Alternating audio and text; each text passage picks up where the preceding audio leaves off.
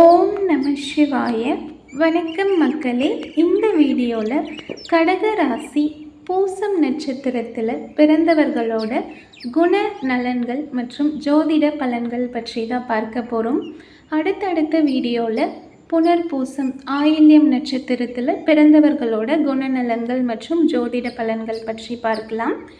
இப்போது பூசம் நட்சத்திரத்தில் பிறந்தவர்களோட குணநலன் மற்றும் ஜோதிட பலன் எப்படி இருக்குன்றத பார்த்துடலாமா? கடக ராசியில் பூசம் நட்சத்திரத்தோட அதிபதி நீதிமான் அப்படின்னு சொல்கிற சனீஸ்வர பகவான் தான். ஓகேங்களா? பூச நட்சத்திரத்தோட அதிபதி சனீஸ்வர பகவான். இந்த நட்சத்திரத்தில் பிறந்தவங்க ரொம்பவே சிறந்த அறிஞர்களாகவும் ஆன்மீகத்தில் ஆழ்ந்த நம்பிக்கை இருக்கவங்களாகவும் இருப்பாங்க. பூசம் நட்சத்திரத்தில் பிறந்தவங்க ரொம்பவே கடுமையான பிரச்சனைகளை கூட எளிதாக தீர்வு கண்டு சமாளிச்சிருவாங்க. எவ்வளோதான் வாழ்க்கையில் பிரச்சனை வந்தாலும் ரொம்பவே ஈஸியாக தீர்வு கண்டுபிடிச்சி சமாளிச்சிடுவீங்க. உங்களுக்குள்ள தெய்வ பக்தி அதிகமாகவே இருக்கும். அந்த விஷயத்தால் உங்களை நிறைய பேருக்கு பிடிக்கும். ஓகேங்களா? தெய்வ பக்தியோடு நீங்கள் இருக்கிறதுனால நிறைய பேர் உங்களை விரும்புவாங்க. உங்களுக்கு உங்களோட ப்ரொஃபஷன் மட்டும் இல்லாமல் பல துறைகளில் அதை பற்றின அறிவு அதிகமாக இருக்கும். வீடு, வாகனம், இந்த வசதிகள்லாம் பெற்றிருப்பீங்க. பெற்றோர்கிட்டையும் வாழ்க்கை துணை மற்றும் உங்களோட குழந்தைங்கக்கிட்ட ரொம்பவே அன்பாக இருப்பீங்க. உங்கள் அப்பா அம்மா, ஹஸ்பண்ட், குழந்தைங்க எல்லார்கிட்டையும் ரொம்ப அன்பு பாசத்தோடு இருப்பீங்க. எந்த பிரச்சனை வந்தாலும் மனோதிடம் உங்ககிட்ட அதிகமாக இருக்கும். ஈஸியாக உடஞ்சி போகாமல் எந்த பிரச்சனை வந்தாலும் என்னால் சமாளிக்க முடியும் அப்படின்ற ஒரு மைண்ட் செட்டில் நீங்கள் இருப்பீங்க. எப்போவுமே சுத்தத்தையும் சுகாதாரத்தையும் நீங்கள் விரும்புவீங்க. ரொம்பவே அசுத்தம் நிறைஞ்ச இடத்தெல்லாம் பார்த்தா உங்களுக்கு சுத்தமாக பிடிக்காது. நீங்கள் க்ளீனாக இருக்கிறதுக்கு தான் விரும்புவீங்க. நீங்கள் ஏழ்மையான குடும்பத்தில் பிறந்திருந்தாலும் உங்களோட தன்னம்பிக்கை மற்றும் விடாமுயற்சியால் வாழ்க்கையில் உயர்ந்த நிலையை அடைஞ்சிருவீங்க. சரிங்களா? எப்படிப்பட்ட நெருக்கடியான சூழ்நிலை ஏற்பட்டாலும் சாமர்த்தியமாக நீங்கள் சமாளிச்சிடுவீங்க. ஒரு சில யாராலையும் செய்யவே முடியாத விஷயங்களை கூட நீங்கள் செஞ்சிடுவீங்க. சரிங்களா? அப்போது உங்களை பார்க்குறவங்க என்ன நினைப்பாங்க? இந்த பூனையும் பால் குடிக்குமா அப்படின்னு நினச்ச எல்லாருமே எப்படி இவங்க இந்த விஷயத்தை செஞ்சாங்க, நம்மளால் முடியலையே, யாராலையும் முடியாது, அந்த விஷயத்தை இவங்க எப்படி செஞ்சாங்க அப்படின்னு சொல்லி ரொம்பவே ஆச்சரியமாக பார்ப்பாங்க. இது எல்லாமே பூசம் நட்சத்திரத்தில் பிறந்தவர்களோட குணாதிசயங்கள் தான். இதெல்லாம் நேச்சுரலாகவே நீங்கள் ரொம்பவே இரக்க மனம் கொண்டவங்களாக இருப்பீங்க. எல்லாருக்கும் உதவி செய்யணும்னு நினைப்பீங்க. எப்போவுமே உங்களை சுற்றி ஒரு கூட்டம் இருந்துக்கிட்டே இருக்கும். சவாலான விஷயங்களை கூட நீங்கள் கரெக்டாக பிளான் பண்ணி சாமர்த்தியமாக செஞ்சு கச்சிதமாக அதை முடித்து காட்டுருவீங்க. மனசாட்சிக்கு அஞ்சு நடப்பீங்க. எந்த ஒரு விஷயத்துலேயும் மனசாட்சியோடு நடந்துப்பீங்க. மற்றவங்கள கவர்ற அந்த வசீகர தோற்றம் உங்களுக்கு இருக்கும். பூசம் நட்சத்திரத்தில் பிறந்தவங்க மற்றவங்களை ஈஸியாக கவர்ந்து இருக்கிற அந்த ஒரு வசீகர தோற்றத்தோடு இருப்பீங்க. நீங்கள் உறவினர்களுக்கும் சரி நண்பர்களுக்கும் சரி அதிகமாக முக்கியத்துவம் தருவீங்க. எப்போவுமே உற்றார் உறவினர்லாம் சூழ ஒரு பெரிய குடும்பமாக இருக்கணும்னு சொல்லி ஆசைப்படுவீங்க. அப்படி கூட்டு குடும்பமாக இருக்கும்போது அதில் ஒரு சில சிக்கல்கள் ஏற்படும் இல்லையா?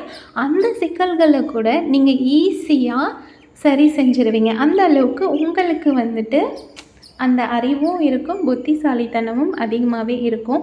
என்னதான் நீங்கள் ஒரு இறக்க குணம் இருந்தாலுமே ஒரு பக்கம் அடிக்கடி கோவப்படுவீங்க. ஏன்னா உங்களுக்கு பிடிக்காத விஷயங்களை யாராவது திருப்பி திருப்பி செஞ்சுட்டே இருக்கீங்கன்னா அப்போ நீங்கள் அடிக்கடி கோவப்படுவீங்க.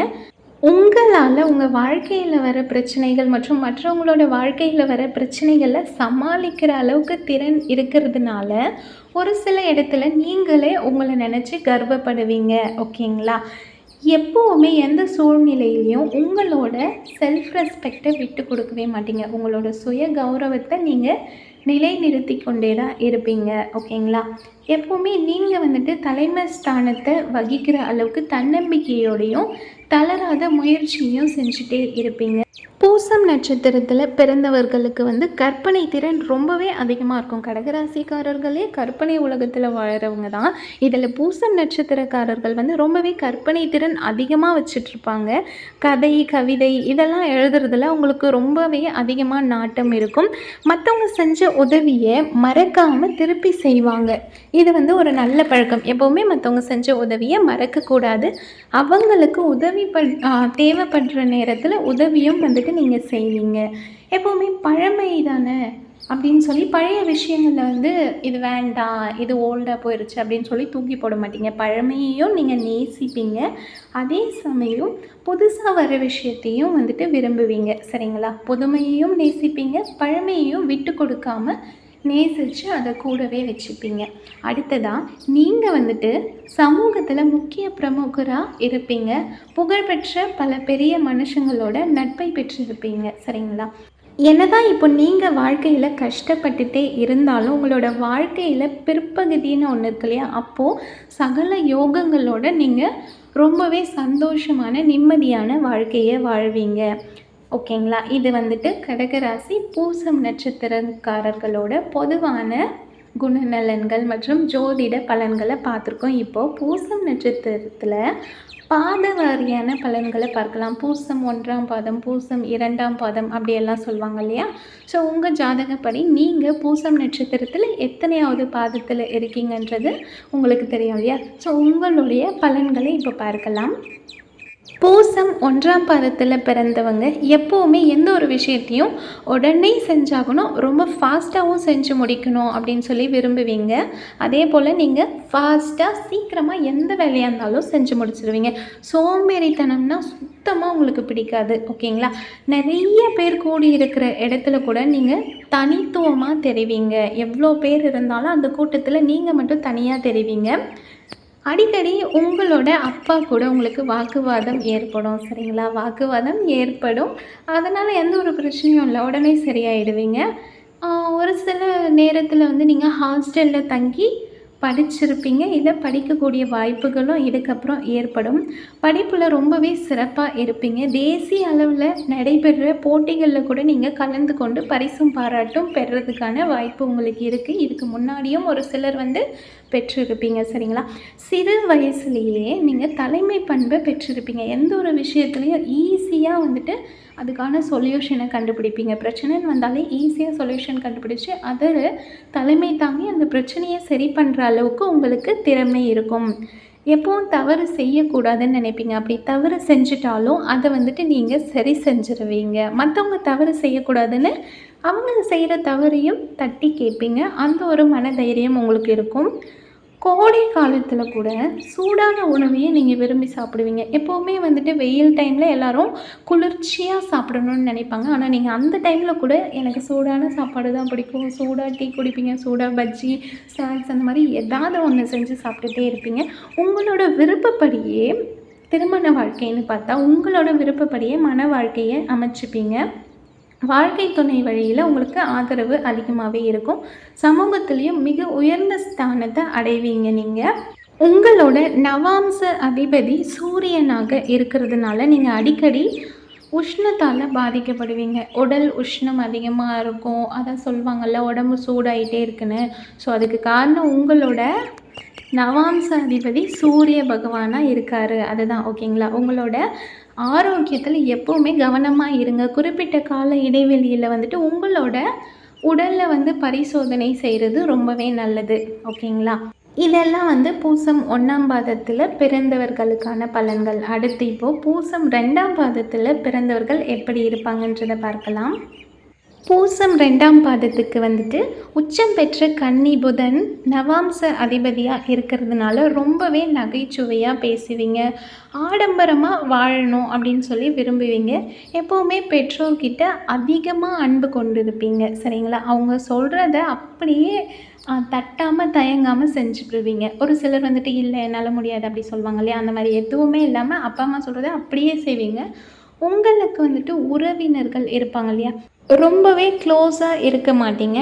கொஞ்சம் டிஸ்டன்ஸ் மெயின்டெயின் பண்ணி தான் இருப்பீங்க உங்களோட ரிலேட்டிவ்ஸ் கூட. ஒரு சில நேரத்தில் வந்துட்டு நீங்கள் பிரச்சனை வந்தாவே அதை நினச்சி ரொம்பவே கவலைப்படுவீங்க. அது சரி செய்யணுன்ற மைண்ட் செட்டை விட அதை நினச்சி அதிகமாக ஃபீல் பண்ணிகிட்டே இருப்பீங்க. எப்போவுமே மற்றவங்க கூட நட்போடு இருக்கணும்னு சொல்லி ரொம்பவே விரும்புவீங்க. உங்களோட வாழ்க்கை துணைக்கிட்டேயும் பிள்ளைகள்கிட்டேயும் அதிகமாக லவ் அண்ட் கேர் வச்சுட்டு இருப்பீங்க. ஓகேங்களா? ரொம்பவே பிரியத்தோடு இருப்பீங்க. உங்களுக்கு வந்துட்டு பகையாளி இருப்பாங்க. எல்லார் வாழ்க்கையிலும் இருப்பாங்க. அதேபோல் உங்களுக்கும் பகையாளி இருப்பாங்க. என்னதான் அவங்க உங்களோட எனிமியாக இருந்தாலும் அவங்கக்கிட்டேயும் நீங்கள் இரக்க குணத்தை தான் கொண்டு இருப்பீங்க. அவங்களுக்கு ஏதாவது ஒரு பிரச்சனைன்னு நீங்கள் வந்து மனசுக்குள்ளே வருத்தப்படுவீங்க. என்னடா இப்படி ஆயிடுச்சேன்னு சொல்லி. அந்த ஒரு நல்ல குணம் உங்கள்கிட்ட இருக்கும். ஒரு சில விஷயத்தை நீங்கள் எடுத்தால் எத்தனை தடவை அதில் தடை ஏற்பட்டாலும் பொறுமையாகவே நீங்கள் வந்துட்டு அந்த வேலையை செஞ்சு முடிப்பீங்க. ஒரு சிலர்லாம் ஒரு விஷயத்தை எடுத்ததும் அது தடைப்படுதுன்னா ஓகே வேண்டான்னு சொல்லி விட்டுருவாங்க. பட் உங்கள் வாழ்க்கையில் இது வேணும்னு நீங்கள் நினச்சிங்கன்னா அதுக்கு எவ்வளோ தடை வந்தாலும் அதை வந்து தகர்த்தெறிஞ்சு அதில் வெற்றி பெறாமல் விடவே மாட்டீங்க. ரொம்பவே ஏழை எளியவர்களுக்கெல்லாம் வந்துட்டு இரக்க குணத்தோட உங்களால் முடிஞ்ச உதவிகளை செய்வீங்க. நீங்களே கஷ்டத்தில் இருந்தால் கூட அவங்களுக்கும் கொஞ்சம் ஹெல்ப் பண்ணணும் அப்படின்ற மைண்ட் செட் இருக்கும். ஸோ நீங்கள் அவங்களுக்கு உதவி பண்ணுவீங்க. குடும்பத்துக்கு மட்டுமே செல்வம் சேர்க்கணும் அப்படின்னு சொல்லி விரும்ப மாட்டீங்க. குடும்பத்துக்காக சேர்த்த செல்வத்தில் மற்றவங்களுக்கும் உதவி பண்ணுவீங்க. ஓகேங்களா? உங்களுக்கு மூவி, அவுட்டிங் இது மேலெலாம் அவ்வளோவா இன்ட்ரெஸ்ட் இருக்காது. பத்திரிக்கை படிக்கிறது, வீட்டுக்குள்ளேயே எல்லாரையும் வந்து அன்பாக பார்த்துக்கிறது, இதிலெல்லாம் தான் உங்களுக்கு ஆர்வம் இருக்கும். இது எல்லாமே பூசம் 2ஆம் பாதத்தில் பிறந்தவர்களோட குணாதிசயங்கள். இப்போது பூசம் 3ஆம் பாதத்தில் பிறந்தவர்கள் எப்படி இருப்பாங்கன்றதை பார்க்கலாம். நீங்கள் எத்தனை சோதனைகள் ஏற்பட்டாலுமே அது எல்லாத்தையும் முறியடித்து சந்தோஷமாக தான் இருப்பீங்க. உங்கள் வாழ்க்கையில் எவ்வளோ பிரச்சனை வந்தாலும் என்ன சோதனை ஏற்பட்டாலும் அது எல்லாத்தையும் தகர்த்தெறிஞ்சு சந்தோஷமாக இருக்கணும்னு சொல்லிட்டு விரும்புவீங்க. அதை நீங்கள் செஞ்சும் காட்டுவீங்க. பார்க்குறவங்களாம் உங்களோட வயசை குறைச்சி சொல்கிற அளவுக்கு நீங்கள் ரொம்பவே இளமையாக இருப்பீங்க. இப்போ உங்களுக்கு ஒரு 30 வயசு ஆகுதுன்னு வச்சுக்கோங்க. ஆனால் பார்க்குறவங்களாம் உனக்கு என்ன ஒரு 25 வயசு ஆகுமா அப்படின்னு கேட்குற அளவுக்கு ரொம்பவே இளமையாக இருப்பீங்க.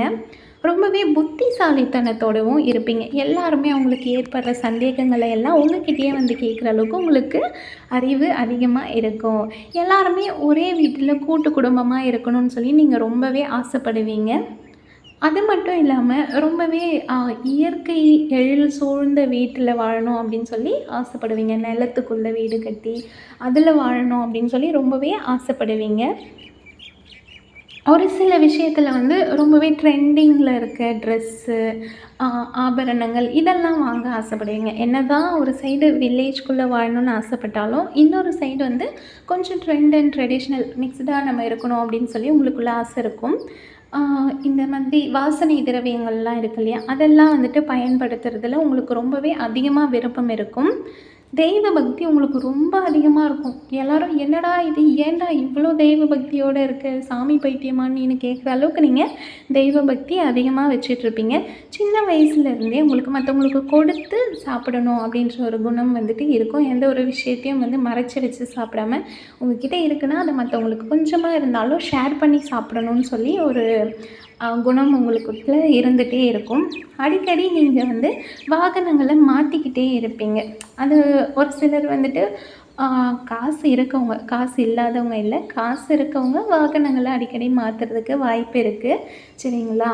தெய்வ பணியிலலாம் ஈடுபடுறதுக்கு உங்களுக்கு ரொம்ப பிடிக்கும். கோவிலுக்கு போயிட்டு சாமிக்காக பூஜைக்கு ரெடி பண்ணி கொடுக்கறது, மாலை கட்டி கொடுக்கறது, கோவில் க்ளீன் பண்ணுறது, கோவில் பிரசாதம் செஞ்சு கொடுக்கறது, இதெல்லாம் உங்களுக்கு ரொம்பவே பிடிக்கும். அதில் ரொம்ப ஆர்வத்தோடு செஞ்சு கொடுப்பீங்க. எப்போவுமே வந்து சண்டையை விட சமாதானத்துக்கே நீங்கள் முக்கியத்துவம் கொடுப்பீங்க. சண்டைனா அதை வந்து சமாதானத்தில் முடிச்சுக்கணும், சண்டையை இழுத்துகிட்டே இருக்கக்கூடாதுன்னு சொல்லி உங்கள் மனசுக்குள்ளே எப்போவுமே இருந்துகிட்டே இருக்கும். நினச்ச காரியத்தை எப்பாடுபட்டாவது நீங்கள் சாதித்தே தருவீங்க. இந்த விஷயத்தை நான் நினச்சேன்னா இதை முடிக்காமல் விட மாட்டேன்னு சொல்லி எப்பாடுபட்டாவது அந்த விஷயத்தை சாதித்து தீருவீங்க. சரிங்களா? வீட்டில் செல்லப்பிராணிகளில் ரொம்ப பிரியத்தோடு வளர்ப்பீங்க. ஆடு, மாடு, கோழி, பூனை இப்படி எந்த ஒரு செல்லப்பிராணியாக இருந்தாலும் ரொம்பவே அதோட க்ளோஸ்டாக ரொம்ப பாசமாக வளர்ப்பீங்க. இதெல்லாம் வந்து பூசம் 3ஆம் பாதத்தில் பிறந்தவர்களோட குணாதிசயங்கள். இப்போது பூசம் 4ஆம் பாதத்தில் பிறந்தவர்கள் எப்படி இருப்பாங்கன்றதை பார்க்கலாம். நீங்களுமே கூட்டு குடும்பமாக வாழறதையே ரொம்ப விரும்புவீங்க. உடல் ஆரோக்கியத்தில் ரொம்பவே அக்கறையோடு இருப்பீங்க. சரிங்களா? எந்த சூழ்நிலையிலையும் உறவினர்களை உதாசீனப்படுத்தவோ விட்டு கொடுக்கவோ மாட்டீங்க. என்னதான் உங்கள் உறவினர்கள் உங்களை ஏதாவது சொல்லி காயப்படுத்திகிட்டே இருந்தாலும் அவங்கள விட்டு கொடுக்கறது, உதாசீனப்படுத்துறது உங்களுக்குள்ளே இருக்கவே இருக்காது.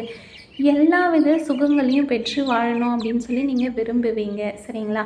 பேச்சாலேயே காரியத்தை சாதிச்சிருவீங்க. நீங்கள் பேசுகிறத கேட்டாலே ஈஸியாக எல்லோரும் மயங்கிடுவாங்க. அந்தளவுக்கு பேச்சு திறமை இருக்கும். ஓகேங்களா? சுய கௌரவத்துக்கு நீங்கள் அதிகமாக இம்பார்ட்டன்ஸ் கொடுப்பீங்க. செல்ஃப் ரெஸ்பெக்ட் எனக்கு ரொம்ப முக்கியம் அப்படின்னு சொல்லி நீங்கள் ஒரு ஸ்டாண்டர்டான மைண்ட் செட்டில் இருப்பீங்க. அது ரொம்பவே நல்லது. எப்போவுமே உங்களோட பெற்றோர்களை நேசிக்கிற அதே அளவு பிள்ளைகளையும் நேசிப்பீங்க. ஒரு படி மேலேயே பிள்ளைகளுக்கு முக்கியத்துவம் கொடுப்பீங்க. ஒரு சில நேரத்தில் உங்களோட விருப்பங்களை நீங்கள் நிறைவேற்றிக்கலனாலும் உங்கள் பிள்ளைகளோட விருப்பங்களை நிறைவேற்றணும் அப்படின்றதுக்காக நீங்கள் நிறையவே உழைப்பீங்க. அப்பப்போ ஏதாச்சும் ஒன்று நினச்சி ஃபீல் பண்ணிகிட்டே இருப்பீங்க. இதுவும் உங்கள் ஒரு குணம்னே சொல்லலாம். ஏன் தான் நீங்கள் ஃபீல் பண்ணுறீங்கன்னே தெரியாது. ஆனால் ஏதாச்சும் நினச்சி ஃபீல் பண்ணிகிட்டே இருப்பீங்க. ஒரு சில நேரத்தில் முன்கோபத்தோடு உங்கள் வாயிலிருந்து உங்களுக்கே தெரியாமல் ஒரு சில வார்த்தைகளை கொட்டிடுவீங்க. அதுக்கப்புறம் என்னடா இது இப்படி பேசிட்டோமே அப்படின்னு சொல்லி ரொம்பவே வருத்தப்படுவீங்க. ஏன்னா நம்ம ஈஸியாக கோவத்தில் ஏதாவது பேசி ஹர்ட் பண்ணிடுவோம். அதுக்கப்புறம் நம்ம தான் அதை நினச்சி ரொம்ப ஃபீல் பண்ணிகிட்டே இருப்போம். சரிங்களா? இப்போது வாழ்க்கையோட சூட்சமத்தை சரியாக புரிஞ்சுக்கிட்டு நீங்கள் செயல்படுவீங்க. இதான் வாழ்க்கை அப்படின்னு தெரிஞ்சுக்கிட்டு செயல்படுவீங்க. அதிகமாக எக்ஸ்பெக்ட் பண்ண மாட்டீங்க. எப்போவுமே இளமையாக இருக்கணும் அப்படின்றதுக்காக ஒப்பனை விஷயத்துலலாம் ரொம்ப ஆர்வமாக இருப்பீங்க.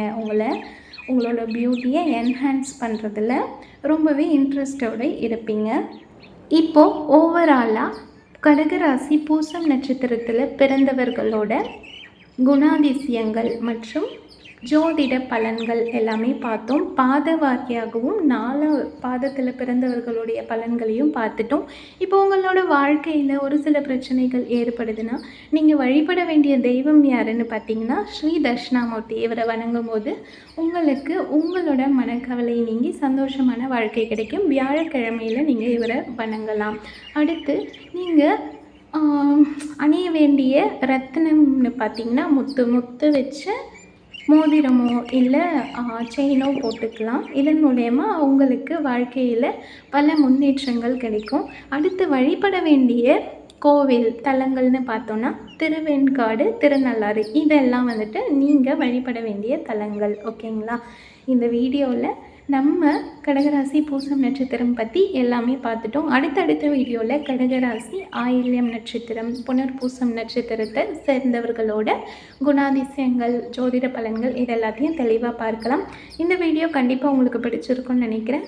மறக்காமல் இந்த வீடியோவை உங்களோட கடகராசி ஃப்ரெண்ட்ஸ் அண்ட் ஃபேமிலிக்கு ஷேர் பண்ணி சப்போர்ட் பண்ண சொல்லுங்கள்.